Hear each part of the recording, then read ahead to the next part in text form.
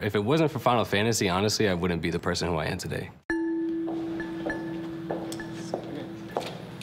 Right off camera, take a seat. Absolutely. Camera's this way. We're gonna see each other. We're actually gonna have a visual conversation. Take a seat.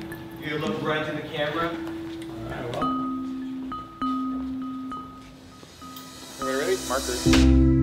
I lived in South Central LA for such a long time, and being in an area that doesn't have a lot of hope and somewhat back in the early 80s, that was my way to escape all the violence and everything. So I think if anything, video games kind of helped me stay astray from all the other stuff that was going around my life. We would have to sit there and watch my dad play these video games, and you know, I loved my dad and he was my role model, and I was like, oh, I want to be like my dad. So if he's gonna play video games, well, I'm gonna play video games. Just being able to have a real gaming system in my hands and able to play it whenever the TV wasn't being used, that was the most fun I ever had growing up. I was very, I guess we'll say, socially awkward young man. My mom got me a regular Nintendo, and she noticed that when I would play with other kids, I'd have a controller and they had a controller, and she told me that was the only time that I would really kind of open up and talk to them. So I always kind of say that without video games, there's no way that I'd be where I am today. First official Final Fantasy game I played and finished was 8. And even though I have favorites that I would much probably pick over it, if I'm gonna be stuck with one, it's gotta be Final Fantasy 8. And even though this happened like a couple of years after I ended up meeting my now fiance. We've been together for 15 years now. When we were in high school, that's kind of how we clicked, was because we both played Final Fantasy 8. I'd be drawing my fan art of like Final Fantasy characters. And I'd see that she had like, you know, some Final Fantasy 8 art, and I was like, oh, you played the game? And she was like, yeah. I was super dismissive, didn't want to talk anymore. And he kept poking at it, and he's like, you like Final Fantasy? It's kind of funny, because he doesn't like to tell this way, but I asked him out. She asked me out. She's the one that initiated it. She's the one that said, oh, I like you. And he's like, well, you mean like your friends? You like your friends? And I was like, no, I like you. I was thinking about the relationship between Rinoa and Squall and how adorable it was and how forceful Rinoa was. And I wanted to be that because I didn't want to lose him either. Such corny stuff to be saying on camera, dude. I've played nearly all of the Final Fantasies since then, and they're all memorable and they're all attaching, but 8 has that part of my heart.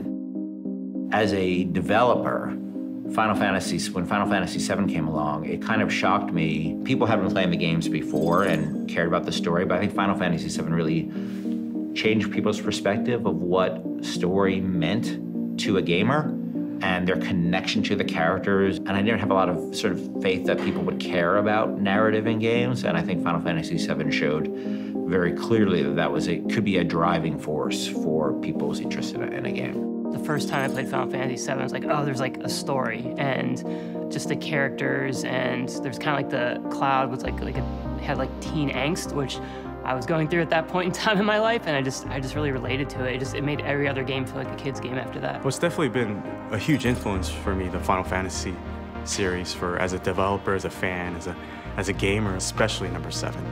I think for me, that's probably like the greatest game of all time. The first game that I ever actually watched someone play and enjoyed watching them play was Final Fantasy VII. I was at my buddy Chris's house, and I remember the music being really cool, and I was like, oh, you know, what's this game? So he's explaining it to me, and to me, that's got the best character development of any game ever. These characters, even though they're like made-up characters, they're still going through these struggles. And that's one of the things for me, like, I'm able to relate to back in my personal life and say, okay, like, no matter what really happens, I can always really overcome if I need to. I think losing myself in these stories with these great characters kind of just helped me cope with the everyday realities of, you know, being bullied and being around people who aren't really as, maybe as accepting. I was a nerd, and video games were, for me, gave me hope that there was something more out there than just getting bullied at school. Final Fantasy IX, the main character, Zidane, kind of goes through some major stuff toward the end of the game, and he feels like he's alone. And then there's this really beloved sequence by fans where really all of his friends, one by one, come to his aid and remind him that, hey, he's not alone, and there are other people out there like you, and it's gonna be okay. It kind of gives you a window into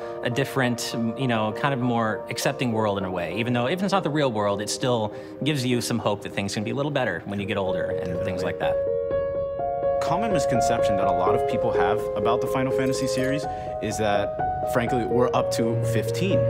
And when they want to start getting into the series, they say, which one do I start with? For people who don't know, they're like, well, do I have to play the first 14 games? And you have to explain to them, no, each game is a standalone title. So you can pick up Final Fantasy X and never have played Final Fantasy 9, 8, or 7. What will end up happening is you'll play Final Fantasy 15, you'll fall in love with the game, and then all of a sudden you're buying an old PlayStation 3 so that you can play 10, and 10-2, and 12, and 13, and you're just gonna fall in love with the franchise and backdate yourself because it's so different every time you play it.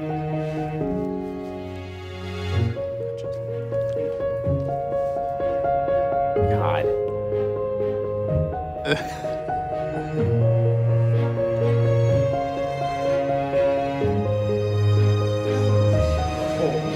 What is that? What?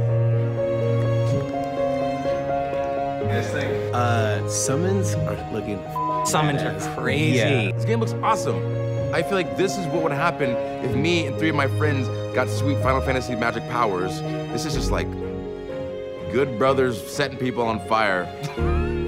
Like, I have chills. I seriously have chills right now. It's unreal. This might be the Final Fantasy that kind of brings like a new wave of gamers to Final Fantasy like it did when I was younger. And I was told that this game might challenge my love for Final Fantasy VII, which, huge claim, but you never know. I'm ready. Final Fantasy 15. We're ready. We're both ready. So ready for it. Ready.